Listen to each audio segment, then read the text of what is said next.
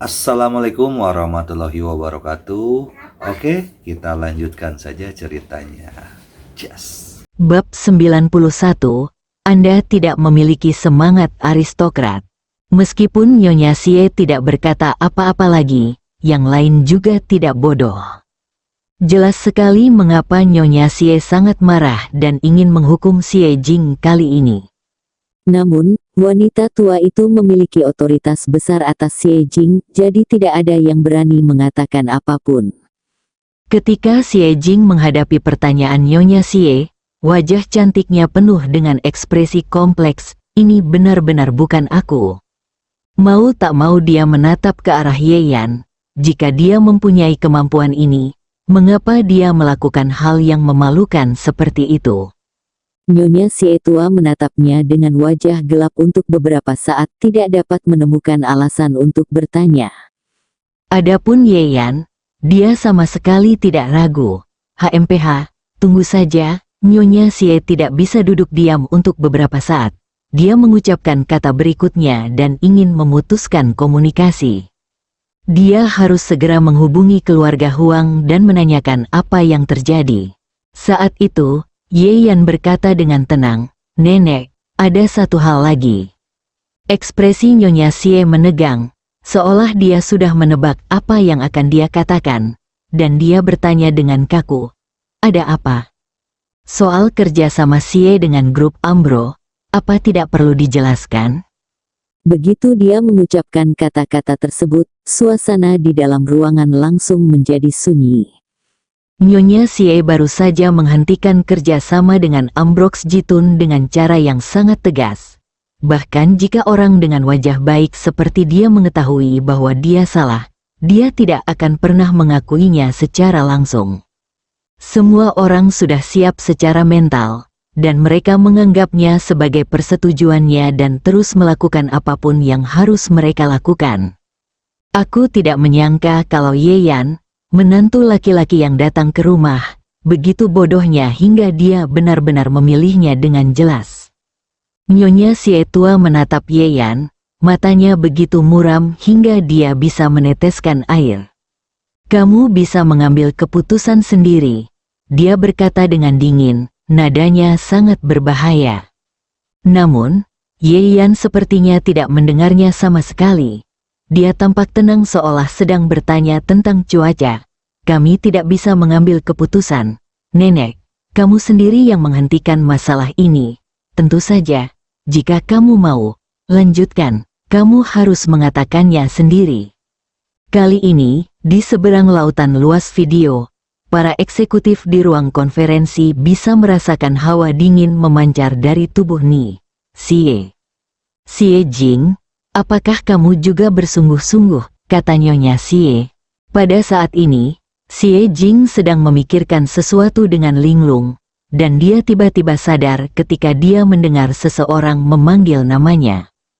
Dia terdiam beberapa saat, lalu berkata dengan lembut, "Aku mendengarkanmu." Ye Yan memandangnya tetapi tidak berkata apa-apa. Dalam video tersebut, dada Nyonya Xie naik turun dengan hebat selama beberapa saat. Dia jelas sangat marah. Tapi dia tidak punya pilihan lain selain mengertakkan gigi dan berkata, "Xie Jing, presiden ini, kamu terus menjadi presiden. Kamu dapat menangani sisanya sendiri. Saya harap kamu melakukan pekerjaan dengan baik." Nyonya Xie mengucapkan 3 kata terakhir dengan gigi terkatup, dan kemudian dia tidak ingin membuang waktu lagi. Dia menahan ledakan amarahnya dan langsung menutup telepon. Dalang terbesar grup Ambro kali ini jelas sudah menyerah, dan percuma saja meski dia terus bertanya-tanya. Akibatnya, rencana Ni Xie hancur total, dan dia juga kehilangan orang dewasa. Yang paling penting adalah dia hanya bisa menanggungnya. Nyonya Xie tidak pernah mengalami kerugian sebesar itu, jadi dia harus segera menanyakan dengan jelas apa yang terjadi. Saat video call berakhir, suasana di ruang konferensi menjadi semakin aneh. Beberapa eksekutif senior Xie sedikit gelisah. Mereka berusaha keras mengkritik Xie Jing untuk menyanjung wanita tua Xie. Haha, Tuan Xie benar-benar hebat dan berpandangan jauh ke depan. Kami semua khawatir sebelumnya. Tuan Xie, tidak masalah. Ya, kami semua demi perkembangan keluarga Xie, dan kami tidak memiliki motif egois. Beberapa orang memaksakan senyum dan berbicara satu demi satu. Bibir Ye Yan membentuk senyuman menghina, ingin menyaksikan penampilan mereka seperti badut. Para pejabat tinggi itu melihat sorot matanya, dan diam-diam membencinya. Di dalam hati mereka rubah berpura-pura menjadi kekuatan harimau, dan dia hanya menyia-nyiakan makanan gratis. Tapi mereka tidak berani mengatakan apapun, mereka hanya bisa berusaha sebaik mungkin untuk menyenangkan Xie Jing. Namun, Xie Jing, yang ditahan di tengah oleh semua orang, memiliki pemikiran lain. Oke. Dia menyela pujian orang-orang di sekitarnya dengan tidak sabar, lalu menatap Ye Yan dengan ragu. Kamu. Setelah mengucapkan sepatah kata pun, dia tidak tahu bagaimana melanjutkannya. Selama bertahun-tahun, Xie Jing sudah terbiasa menghadapi Ye Yan dengan sikap menonjol. Sekarang perasaan berhutang budi padanya membuat Xie Jing sangat tidak nyaman. Kamu kembali dulu. Masih ada yang harus kulakukan di sini. Dia berpikir lama dan akhirnya sampai pada kalimat ini. Ye Yan menatapnya dalam-dalam, dan Xie Jing tanpa sadar membuang muka. Tahu, tidak ada emosi atau kemarahan dalam suara Ye Yan. Xie Jing memperhatikannya pergi dengan sedikit kekesalan di matanya. Tapi jika dia diminta menghentikan Ye Yan dan meminta maaf, dia tidak bisa membuka mulut. Di malam hari, jelaskan padanya dengan hati-hati saat tidak ada orang di sekitar. Xie Jing berkata pada dirinya sendiri di dalam hatinya. Ye Yan keluar dari ruang konferensi, merasa kesal. Telepon berdering dan dia mengangkatnya. Aku telah melakukan apa yang dijanjikan. Kapan kamu akan menyelamatkan anakku? Suara anggota Kongres Charles keluar, tanpa nada apapun yang terdengar di TV. Beberapa saat kemudian, kondisi Tom Lee menjadi lebih serius, dan dokter harus menggunakan obat penenang 2 kali lipat. Menurut dokter, jika ini terus berlanjut, tidak perlu menunggu detoksifikasi. Orang tersebut akan langsung cacat karena obat penenang, dan orang cacat jelas tidak ada nilainya dalam pernikahan. Mengenai hak dan kepentingannya di masa depan, perwakilan Charles merasa cemas. Kenapa kamu cemas? Kamu tidak akan mati. Jika kamu berani melanggar kontrak, aku akan. Perwakilan Charles meraung seperti serigala lapar yang marah. Tapi sebelum dia selesai berbicara, Ye Yan memotongnya, berhenti bicara omong kosong. Obat yang aku janjikan padamu akan diberikan secara alami. Begitu dia selesai berbicara, dia mendengar suara berisik dari mikrofon. Serum, seseorang mengirim serumnya.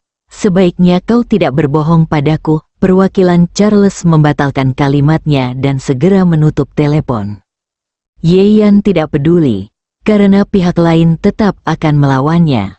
Benar saja, setelah waktu yang tidak diketahui, telepon berdering lagi. Obatmu sangat manjur, jadi anakku akan baik-baik saja kan? Suara perwakilan Charles menjadi lebih tenang, dan terlihat jelas bahwa kondisi Tom Lee telah stabil.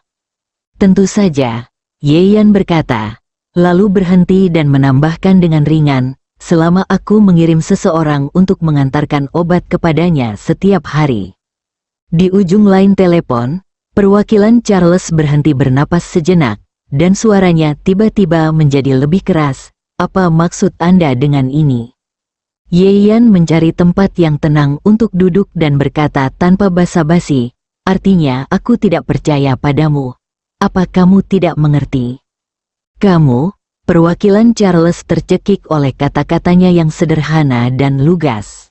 Orang Tionghoa memang licik dan licik, tanpa semangat aristokrat. Bab 92 putus dalam kondisi yang buruk. Ye Yan sama sekali tidak peduli dengan ejekannya.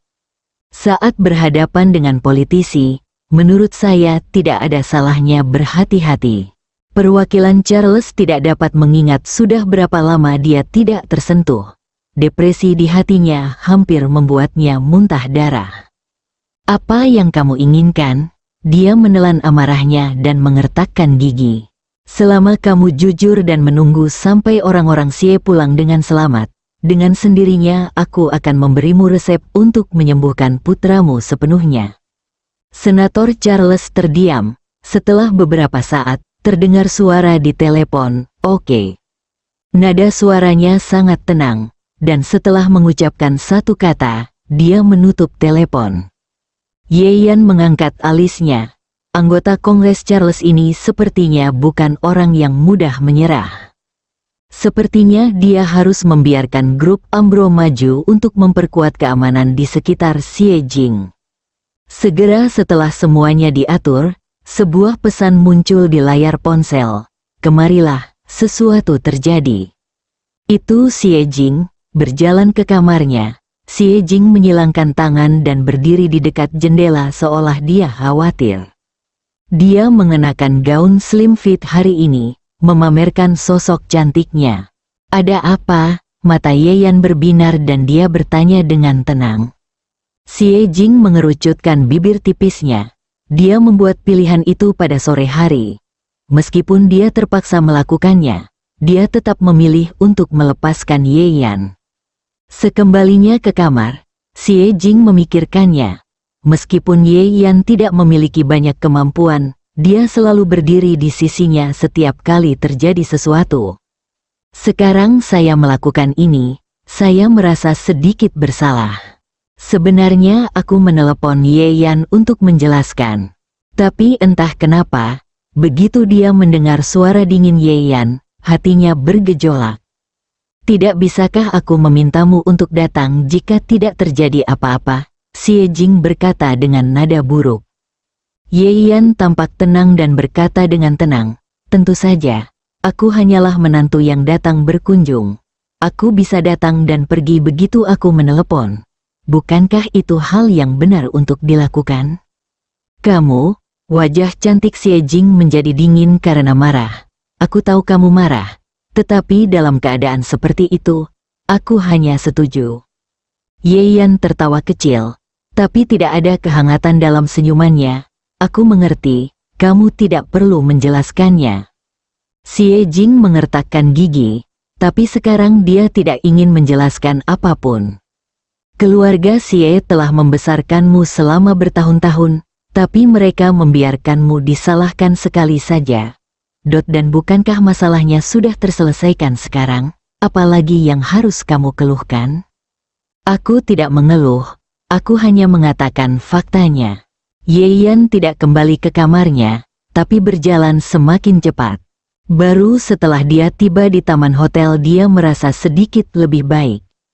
Dia tidak bisa menahan tawa kecut pada dirinya sendiri. Apa yang salah dengan dirinya? Dia selalu mengatakan pada dirinya sendiri bahwa dia hanyalah orang luar, dan yang dia lakukan hanyalah menyelesaikan masalah meminjam takdir.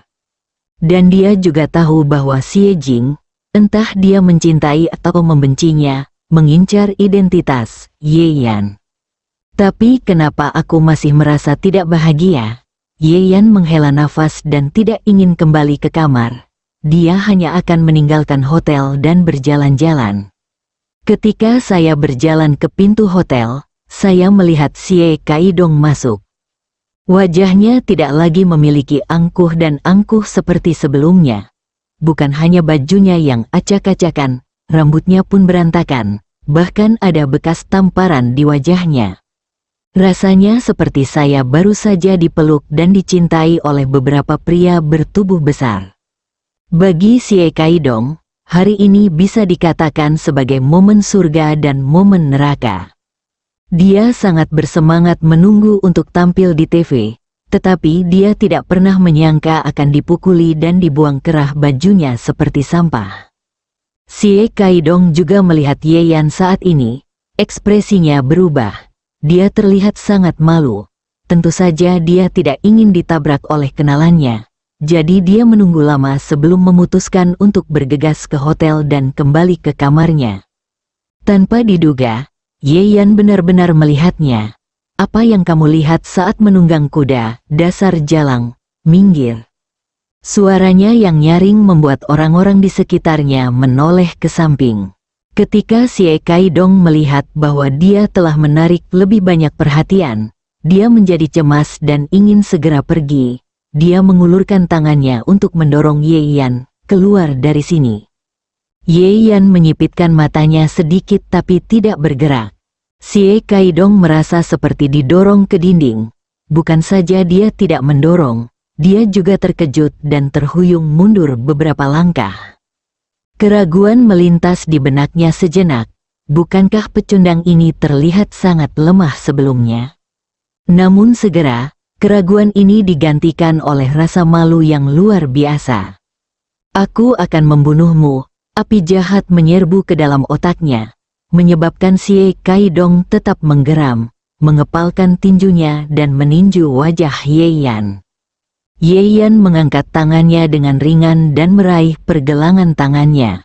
Ngomong-ngomong, membela diri itu tidak ilegal, kamu tahu itu. Nada suaranya sangat lembut, tapi mengandung rasa dingin yang tak terlukiskan. Xie Kaidong tertegun dan mengangguk tanpa sadar. Ye Yan tersenyum hangat. Bagus, sebelum dia bisa menyelesaikan kata terakhirnya, dia menginjakkan kakinya di perut Xie Kaidong dan mengusirnya seperti karung. Xie Kaidong merasa ususnya akan pecah. Dia menahan perutnya dan bahkan tidak memiliki kekuatan untuk berteriak. Dia hanya bisa berbaring di tanah dan menatap Ye Yan dengan kebencian bercampur ngeri. Ekspresi wajah Ye Yan setenang dia baru saja menepuk lalat. Penampilannya yang sudah sangat bagus, ditambah dengan keterampilannya yang apik dan misteri oriental, membuat banyak wanita terpesona olehnya. Ye Yan, jika kamu berani memukulku, aku akan memberitahu nenek dan kamu akan dikeluarkan dari keluarga Xie. Xie Kaidong berbaring di tanah dan berkata dengan gigi terkatup. Sudut mulut Ye Yan melengkung dengan nada bercanda. Nenek, aku khawatir akhir-akhir ini aku tidak punya waktu untuk memedulikanmu. Hati Xie Kaidong terkejut, dan kata-kata yang diucapkan anggota Kongres Charles sebelum pergi terlintas di benaknya. Apa yang sebenarnya kamu dan Xie Jing lakukan? Ye Yancai tidak repot-repot menjelaskan padanya dan berjalan keluar hotel. Xie Kaidong ditendang begitu keras hingga dia tidak bisa bangun sama sekali dan hanya bisa melihatnya pergi. Pengecut seperti Mother berani naik ke atas kepalaku untuk buang air besar dan kentut. Dia menatap punggung Ye Yan dengan tatapan sinis, wajahnya berkerut mengerikan. Orang-orang di sekitarnya bahkan tidak berani mendekat. Tiba-tiba, Xie Kaidong berpikir dan mengeluarkan ponselnya. Anggota Kongres Charles, ada yang ingin kukatakan padamu.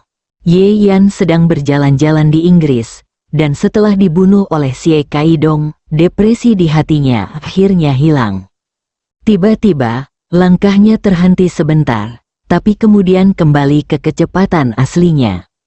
Pemandangan di jalan berangsur-angsur berubah. Suatu saat, Ye Yan tiba di kota tua. Karena keamanan di sini kurang baik, tidak banyak orang. Ye Yan melihat sekeliling, meringkuk di sudut mulutnya, dan tiba-tiba berbalik dan berbelok ke jalan kecil. Tak jauh di belakangnya, dua orang lelaki yang tampak seperti tunawisma terkejut dan segera mengejarnya. Alhasil, keduanya berbelok ke jalan kecil namun tidak terlihat siapapun. Saat mereka berdua sedang kebingungan, sebuah suara lucu terdengar dari belakang. Benar saja, metode ini sangat berguna untuk melawan orang idiot sepertimu. Bab 93 tangkap dia dan bunuh dia. Kedua orang itu tiba-tiba berbalik dan melihat Ye Yan. Ayo, kita bicarakan. Apa yang ingin kamu lakukan setelah sekian lama mengikutiku? Saat ini, kedua gangster itu juga bereaksi, saling memandang, dan mengepung Ye Yan di kiri dan kanan. Kamu monyet berkulit kuning benar-benar idiot. Kamu benar-benar muncul di depan pintuku. Ya, jika kami benar-benar membiarkanmu melarikan diri, kami benar-benar tidak bisa menjelaskannya. Kedua pria itu mengeluarkan pisau kecil dari pinggang belakang mereka dan memainkannya di tangan mereka, membuat ekspresi mengancam. Aku mendengar apa yang kamu katakan. Ada yang menghasut hal ini. Ye Yan tampak seperti sedang berpikir dan sama sekali tidak memperhatikan mereka berdua. Salah satu dari mereka meludah ke tanah. Berhenti bicara omong kosong dan ikuti saja kami, atau aku akan mematahkan kakimu. Kamu beruntung, seseorang menyuruhmu untuk hidup. Orang lain memamerkan giginya dan berkata dengan muram, tetapi jika kamu tidak menurut, aku tidak keberatan memukulmu sampai kamu setengah mati. Ye Yan melirik mereka. Dengan dua badut seperti itu, dia tidak bisa menahan perasaan marah. Oke, ayo pergi, katanya. Kedua gangster itu tertegun sejenak, seolah mereka tidak menyangka dia akan begitu kooperatif. Menurut Ye Yan, ini adalah cara tercepat untuk mengetahui siapa dalang di balik layar. Tak lama kemudian, dia dibawa ke dalam mobil dan tiba di tempat terpencil. Tunggu saja, sebentar lagi akan ada yang datang untuk menanganimu, kata gangster itu sambil meminta Ye Yan keluar dari mobil. Beberapa saat kemudian, beberapa mobil menyerbu masuk dan berhenti dengan rem yang mendecit. Dari dua mobil tersebut, keluar beberapa pengawal berjas dan memiliki aura mumpuni. Ada lebih banyak preman dengan berbagai warna di mobil lain. Kedua gangster itu mengubah wajah mereka dan menunjukkan senyuman yang menyanjung, dan berlari ke samping sebuah mobil mewah. Tuan anggota Kongres, kami membawa anak itu. Ye Yan mengangkat alisnya sedikit ketika mendengar nama mereka. Pintu mobil terbuka, dan itu adalah anggota Kongres Charles. Dengan senyuman palsu di wajahnya, dia berkata dengan nada mengejek, Tuan Ye, akhirnya kita bertemu. Anggota Dewan Charles memandangnya dengan kebencian dan kebanggaan, siap mengagumi cara dia memohon belas kasihan karena takut. Namun bibir Ye Yan sedikit melengkung, senang bertemu denganmu. Lalu dia tersenyum ringan dan meninggalkannya sendirian. Bagaimanapun, anggota Kongres Charles adalah seorang politisi. Meskipun dia sedikit terkejut, dia segera pulih dan berkata sambil tersenyum. Tuan Ye, Anda pasti tahu betul mengapa saya datang kepada Anda. Ye Yan mengangguk dan berkata dengan nada berat. Aku meremehkan kebodohanmu dan mengira kamu akan jujur selama beberapa hari. Ini salahku. Perwakilan Charles mengira dia memiliki kendali atas hidup dan mati orang di depannya. Jadi dia tidak terlalu marah. Tetapi senyuman palsu di wajahnya mereda. Kamu masih berpikir kamu bisa mengancamku? Dengan situasi saat ini, inisiatif tidak lagi ada di tangan Anda. Serahkan obat yang hanya milik anakku, dan kamu bisa cepat mati. Katanya dengan muram. Ye Yan menghela napas. Bukankah lebih baik menunggu beberapa hari saja? Kenapa harus terburu-buru? Anggota Dewan Charles tersenyum. Kali ini bukan lagi senyuman palsu, tapi dengan kekejaman seperti serigala. Saya tidak akan pernah membiarkan orang Tionghoa yang rendahan mengganggu saya. Saya telah menggunakan beberapa metode bodoh dan biadab di Tiongkok, dan saya benar-benar berpikir saya tidak dapat berbuat apa-apa. Jangan lupa bahwa saya adalah seorang bangsawan Inggris yang mulia. Saya memiliki banyak metode yang tidak dapat Anda pikirkan. Saya katakan lagi, serahkan obatnya. Jika tidak, saya jamin kamu akan mati mengenaskan dan menyesal hidup di dunia ini. Saat dia mengatakan itu, anggota Kongres Charles sepertinya memikirkan sesuatu dan mengungkapkan sedikit nada sinis. Ngomong-ngomong, kamu juga punya istri, kan? Kudengar dia sangat cantik. Ye Yan mendengar bahwa dia sebenarnya berbicara tentang Xie Jing, dan senyum di wajahnya perlahan memudar. Anggota Dewan Charles berpikir bahwa kata-katanya membuatnya merasa takut, dan dia melanjutkan dengan bangga. Ada kemungkinan orang Tionghoa rendahan menghilang di Inggris. dan saya mendengar bahwa orang-orang kaya yang bermain minyak sangat tertarik pada wanita timur.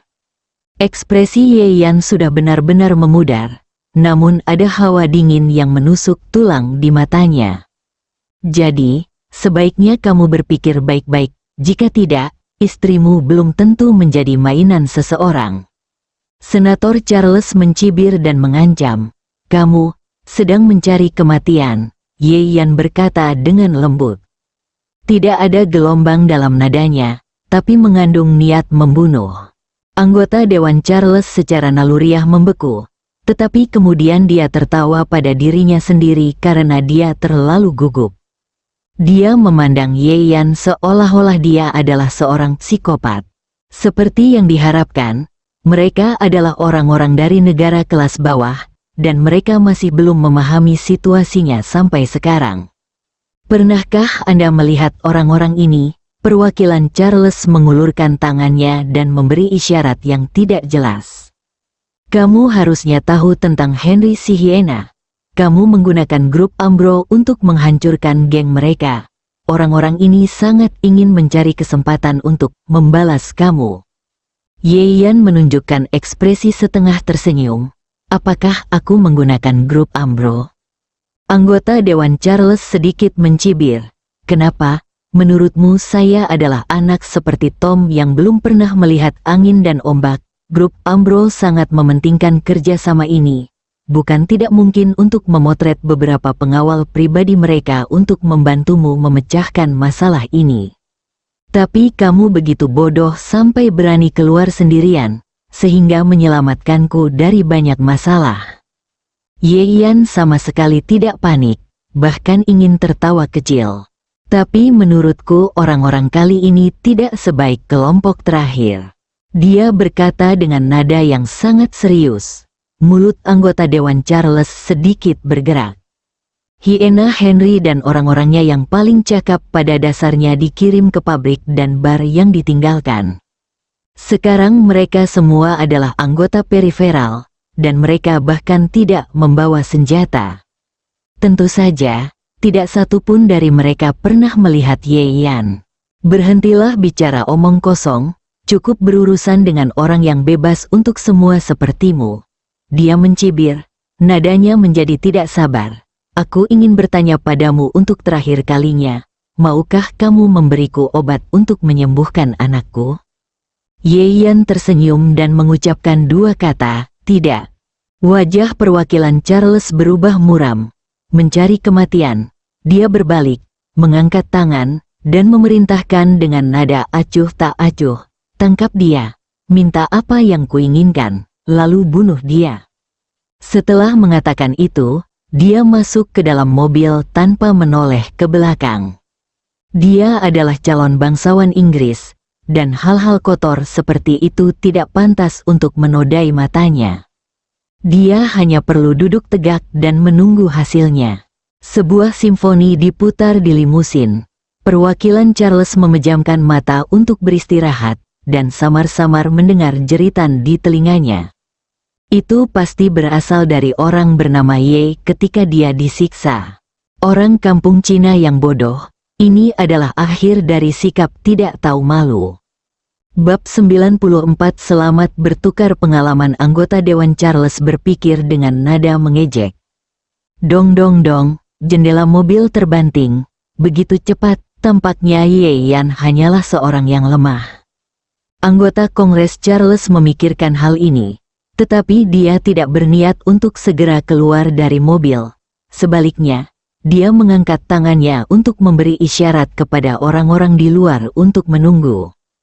Jika dia ingin menyelesaikan mendengarkan bagian singkat dari simfoni ini, seorang bangsawan, dia harus memiliki sikap yang tenang dan anggun. Tetapi pada saat berikutnya, pintu limusin mengeluarkan suara yang sangat keras dan dibuka paksa dari luar. Senator kita yang mulia Charles tidak punya waktu untuk bereaksi sebelum dia diseret kerahnya dan dibuang seperti sampah. WTF, dia mengumpat secara refleks, menjatuhkan piring itu ke tanah dengan wajahnya, dan mengambil seteguk tanah. Untuk sesaat pikiran perwakilan Charles menjadi kosong dan dia tidak tahu apa yang terjadi. Ketika dia perlahan sadar, pikiran pertamanya adalah, mungkinkah orang-orang Henry si Hiena yang ingin memeras uang darinya?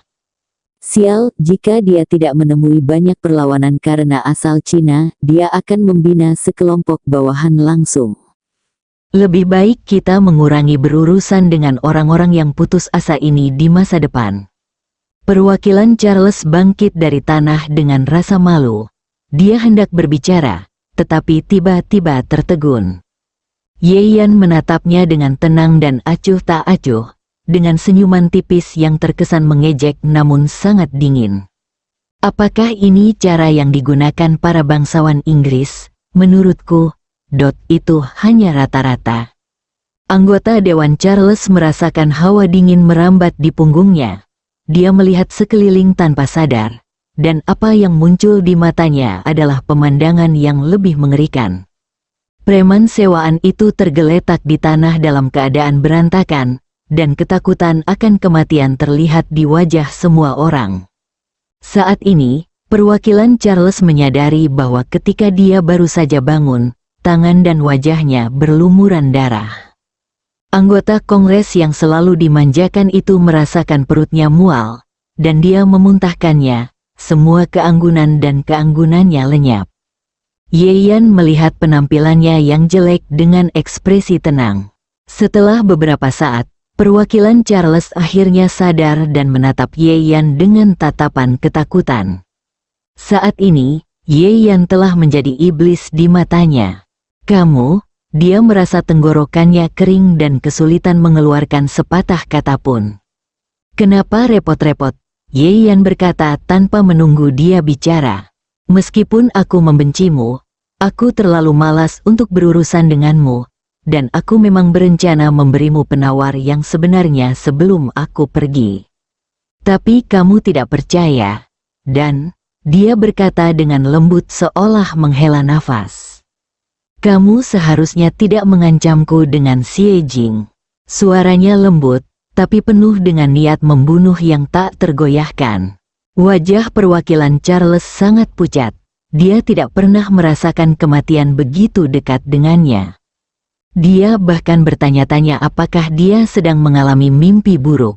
Namun rasa sakit di wajahnya memberitahunya bahwa semua ini benar. Mengapa anggota Kongres ini tidak bisa mengetahuinya? Bukankah ini operasi penyiksaan yang pasti? Mengapa nyawanya sendiri tiba-tiba terancam? Aku tidak menyangka Tom benar kali ini. Dia menunjukkan senyuman pahit. Siapa kamu? Ye Yan tidak menjawab. Identitasnya melibatkan terlalu banyak hal, dan bahkan jika dia adalah manusia fana, dia tidak ingin mengatakan lebih banyak. Melihat dia tidak menjawab, wajah perwakilan Charles menjadi semakin gelap. Saya anggota Kongres, jika saya mati, pemerintah Inggris tidak akan membiarkannya pergi, dia mengancam dengan gigi terkatup. Ye Yan tersenyum sinis. Terus kenapa? Kamu sendiri yang menemukan tempat ini. Aku kira bahkan beberapa pengawasan telah dihancurkan. Omong-omong, aku juga ingin berterima kasih karena kamu telah menyimpannya untukku. Banyak masalah. Dia menunjuk orang-orang yang tergeletak di tanah. Para preman menyerang anggota parlemen Inggris dan kedua partai mati bersama. Bagaimana dengan naskah ini? Wajah perwakilan Charles pucat dan dia tidak bisa berkata apa-apa. Oh, ngomong-ngomong, ide ini terinspirasi oleh orang-orangmu. Yang dimaksud Ye Yan adalah polisi kulit putih yang tadi. Perwakilan Charles hampir memuntahkan seteguk darah. Biarkan aku pergi, dan aku akan memberikan apapun yang kamu inginkan. Uang, status, wanita. Ancamannya gagal. Dan dia menjanjikan keuntungan. Saat ini, selama dia bisa bertahan, dia bersedia membayar berapapun. Wajah Ye Yan tampak tenang dan tidak bergerak sama sekali. Saya bisa menandatangani kontrak, menjual diri saya kepada Anda, menjadi anjing Anda, dan melakukan sesuatu untuk Anda, teriak perwakilan Charles histeris dengan mata merah. Dia belum pernah begitu merendahkan diri, wajahnya memohon, namun hatinya dipenuhi kebencian. Jika dia bisa bertahan kali ini, maka dia akan menggunakan seluruh kekuatannya untuk membunuh Ye Yan dan anggota keluarga Xie. Niat membunuh di mata Ye Yan tidak goyah sama sekali. Dia tahu betul orang seperti apa yang bisa dia beri kesempatan, dan orang seperti apa yang tidak akan pernah bisa dia tinggalkan. Politisi di depan saya adalah yang terakhir. Melihat bahwa dia tidak bisa membuat Ye Yan terkesan, anggota Kongres Charles pun berlutut dan berkata, tolong ampuni aku tahu aku salah. Sambil menangis, dia merangkak maju ke kaki Ye Yan dan mengulurkan tangan untuk memeluk paha Ye Yan. Saat Ye Yan mundur untuk menghindarinya, perwakilan Charles tiba-tiba meraung dan melompat dari tanah. Dia memegang erat pisau yang diambil dari tanah di tangannya dan menusuk dada Ye Yan dengan keras. Pergilah ke neraka, waktu sepertinya melambat saat ini. Perwakilan Charles menatap pisau di tangannya dengan mata merah, menusuk Ye Yan sedikit demi sedikit. Namun, serangan diam-diam yang tidak bermoral seperti ini sama sekali tidak ditanggapi serius oleh Ye Yan. Dia dengan santai mengulurkan tangan dan meraih pergelangan tangan perwakilan Charles dan memutarnya dengan keras. Perwakilan Charles memperhatikan pisau itu menusuk dadanya. Ini sudah berakhir. Perwakilan Charles terbaring di tanah, mengeluarkan darah dari mulutnya. Aku tidak mau menerimanya. Dia tidak bisa menerima kenyataan bahwa dia akan mati di sini. Tiba-tiba, perwakilan Charles memikirkan sesuatu. Anakku, Tom. Ye Yan tahu apa yang akan dia tanyakan. Lalu menghela nafas dan berkata, dia bisa saja masih hidup, tapi sayangnya, dia mempunyai ayah yang bodoh. Mata perwakilan Charles menjadi gelap. Aku tidak akan pernah melepaskanmu meskipun aku adalah hantu. Dia berbaring di tanah dan menatap Ye Yan dengan mata penuh kebencian. Setelah berbicara, dia memuntahkan seteguk darah dan benar-benar kehilangan suaranya. Ye Yan memandangi tubuhnya dan berkata dengan lembut, selamat datang untuk berbagi pengalaman kapan saja. Ye Yan menyerahkan urusan selanjutnya pada Alfred. Kematian anggota Kongres Charles pada akhirnya didefinisikan sebagai perampokan, menyebabkan banyak berita. Namun kalangan atas Inggris menganggap kejadian ini sebagai balas dendam grup Ambroise. Untuk sementara waktu, semua orang yang siap memanfaatkan hal ini dan mendapatkan keuntungan tidak berani melakukan perubahan lagi. Bab 95 datang untuk memohon belas kasihan, sedangkan untuk keluarga Xie, Xie sudah kehilangan muka sebesar itu dan tidak bisa lagi menunjuk-nunjuk. Jika dia tidak berbicara, Xie Kaidong secara alami tidak dapat melakukan apapun kecuali tidak mau. Tentu saja dia tidak berani. Ye Yan kembali ke hotel hari itu dan mengejutkan Xie Kaidong, yang diam-diam menunggu kabar. Belakangan, muncul kabar bahwa Senator Charles meninggal secara tidak terduga, yang membuatnya semakin tertekan. Dia tidak berpikir bahwa masalah ini ada hubungannya dengan Ye Yan, tapi dia hanya berpikir bahwa Ye Yan sungguh beruntung bisa melarikan diri seperti ini. Xie Kaidong berpikir bahwa setelah kembali ke Tiongkok, dia harus mencari kesempatan untuk mengekspresikan sifat buruknya dengan bantuan neneknya. Oleh karena itu, di hari-hari berikutnya, Xie Jing tidak menemui hambatan besar, dan kerja sama akhirnya berjalan lancar. Beberapa hari kemudian, Bandara London, sebuah Asia A380 sedang mendayung perlahan di landasan, bersiap untuk lepas landas. Liu Yunxiu sedang duduk di kursi kelas 1 kerajaan, memegang dahinya dengan satu tangan, dengan senyum tipis di wajahnya yang tampan dan anggun. Dia melihat keluar jendela dengan bingung, tidak tahu apa yang dia pikirkan. Beberapa anak buahnya sedang duduk di dekatnya, tidak berani menunjukkan amarahnya saat ini. Sangat menarik bahwa seorang wanita dari keluarga kecil kelas 2 benar-benar terlibat dalam permainan politik di kalangan eselon atas Inggris. Benar saja, kegembiraan hidup datang dari kejutan yang tidak terduga. Tidak ada satupun bawahannya yang berani menjawab pertanyaan tersebut. Mereka semua tahu betapa dingin dan tidak berperasaannya jiwa yang disembunyikan tuan muda tertua mereka di balik penampilannya yang tampan dan anggun. Haha, lupakan saja, aku tidak menyangka wanita dari keluarga Huang itu benar-benar menimbulkan masalah pada konsorsium Zhang. Liu Yunxiu bersandar di kursinya dan tidak peduli dengan reaksi mereka, ucapnya dengan nada santai. Bagaimanapun, ini adalah Inggris, permainan sebenarnya. Mari kita tunggu sampai kita kembali ke China untuk memulai. 2 hari kemudian, rumah Zhang, Ye Yan mengambil kembali jarum perak itu. Sebaiknya Anda tidak perlu menggunakan suntikan untuk saat ini, ingatlah untuk meminum obat tepat waktu. Setelah sebulan menjalani perawatan, kondisi Zhang Chuxue menjadi stabil. Tapi itu hanya sementara. Jika kita tidak menemukan solusi untuk pembuluh darah yin alami di tubuhnya, cepat atau lambat tubuh gadis itu akan memburuk. Pada saat itu, aku khawatir meskipun Ye Yan menggunakan 13 jarum niyuan dari awal sampai akhir, itu tidak akan membantu. Ye Yan mengerutkan keningnya, entah itu kebencian kakek kedua atau tubuh Zhang Chuxue. Pada analisis terakhir, dia harus menjadi lebih kuat. Biarkan tuan muda yang mengkhawatirkannya. Alfred membungkuk dan berkata. Ye Yan melambaikan tangannya. 2 hari lagi aku akan kembali ke Tiongkok. Aku akan menguburkan abu kakek kedua dengan benar. Jangan khawatir. Ada sentuhan kesedihan di alis dan mata kepala pelayan tua itu. Saya berharap orang tua itu akan kembali ke akarnya dan mendapatkan kedamaian. Zhang Chuxue dan Ye Yan terdiam sejenak. Orang tua itu dibunuh dan mereka harus membalas dendam. Benar, Ye Yan mengeluarkan resepnya. Simpanlah ini untukmu. Kalau kamu sakit tanpa alasan yang jelas, segera rebus dan minumlah. Ini adalah ramuan detoksifikasi, cukup untuk membuatmu bertahan sampai aku sadar, menyelamatkanmu.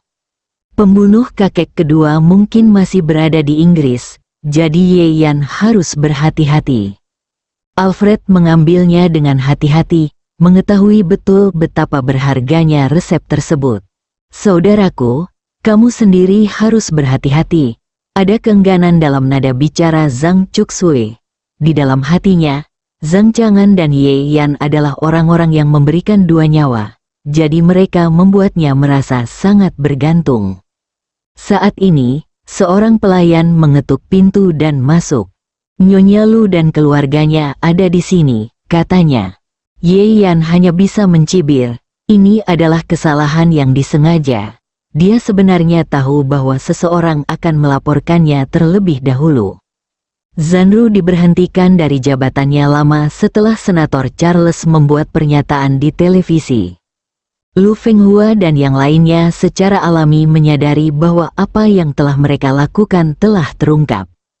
Oleh karena itu, selama periode ini, keluarga tersebut sangat jujur, takut akan ditinggali oleh ratu. Alfred menghela nafas, tuan lamanya menjalani kehidupan yang bijaksana, dan satu-satunya noda adalah kerabat yang bodoh dan serakah ini. Biarkan mereka masuk. Setelah beberapa saat, Lu Fenghua masuk bersama suami dan putrinya. Oh, mereka semua ada di sini.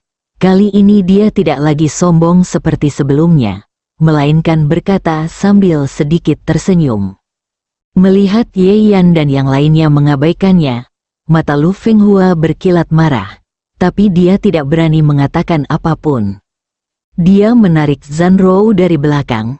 Lihat, putriku masih terlalu muda, dia membuat kesalahan kecil di saat kebingungan. Tidak, aku akan membawanya untuk meminta maaf. Kesalahan kecil, apakah berkolusi dengan pihak luar untuk menjebak industrinya sendiri merupakan kesalahan kecil? Zhang Chuxue mau tidak mau berkata. Wajah Lu Fenghua tegas. Mengapa kamu berbicara seperti itu? Tidak ada kolusi atau kolusi. Putriku hanya tertipu dan bingung sesaat. Siapa yang tidak pernah melakukan kesalahan sebelumnya? Zhan Tianming juga berkata dari samping, benar, Cuksue, kamu tumbuh dengan uang keluarga kami, jadi kamu tidak boleh tidak berterima kasih dan mengambil kesempatan untuk menekan kami. Zhang Cuksue tidak percaya bahwa seseorang bisa begitu tidak tahu malu. Ye Yan menepuk pundaknya dan menyuruhnya untuk tidak terlalu bersemangat. Lalu, dia berkata dengan dingin, kalian sendiri tahu apa yang telah dilakukan Zhan Rou, dan konsorsium Zhang juga mengetahuinya. Itu bukan sesuatu yang bisa kalian tolak karena omong kosong kalian. Kamu pikir kamu ini siapa? Giliranmu sebagai orang luar yang membicarakan urusan keluarga kita. Lu Fenghua melotot dan memarahi. Sebelum Ye Yan dapat berbicara, wajah Zhang Cuksue menjadi gelap. Saudara Ye Yan bukan orang luar. Zhan Tianming tertawa dengan nada menghina. Bukankah dia hanyalah seorang yatim piatu yang tumbuh atas amal dari saudara iparnya? Kenapa dia benar-benar mengira dia adalah keluarga Zhang setelah makan makanan keluarga Zhang selama 2 hari? Namun, Lu Fenghua menatap Ye Yan dan kemudian Zhang Cuksue, matanya berkedip. Anak laki-laki cantik ini bergerak sangat cepat, tapi apakah ini membuat gadis kecil ini menyerah? Menurutnya, Ye Yan pasti pernah bersama dengan Zhang Cuksue. Tapi hari ini dia yang salah. Dia datang ke sini untuk mencegah putrinya dihukum, jadi dia tidak berencana menyinggung siapapun terlalu banyak. Baiklah, bagaimanapun, keluarga kami tidak kekurangan makanan, dan saya tidak ingin mengkhawatirkan hal itu. Dia menghentikan kata-kata suaminya dan berkata, Zhan Tianming tidak mengerti mengapa dia tiba-tiba mengubah sikapnya, tapi dia tidak berani bertanya lebih banyak. Aku tidak akan membuang waktu dengan berbicara terlalu banyak denganmu. Aku hanya ingin mengatakan satu kata dan bertanya apakah masalah putriku bisa hilang begitu saja. Kata Lu Fenghua, kamu benar-benar ingin melepaskannya setelah melakukan hal seperti ini? Zhang Cuksue benar-benar marah. Lu Fenghua menegakkan punggungnya. Lalu bagaimana menurutmu? Tubuh kakak iparku masih dingin. Apakah kamu akan menyerang kerabat satu-satunya? Aku paling mengenal kakak iparku. Dia selalu merasa kasihan pada keluarga kami. Jika dia masih di sini, dia pasti tidak akan menghukum kami. Bersambung.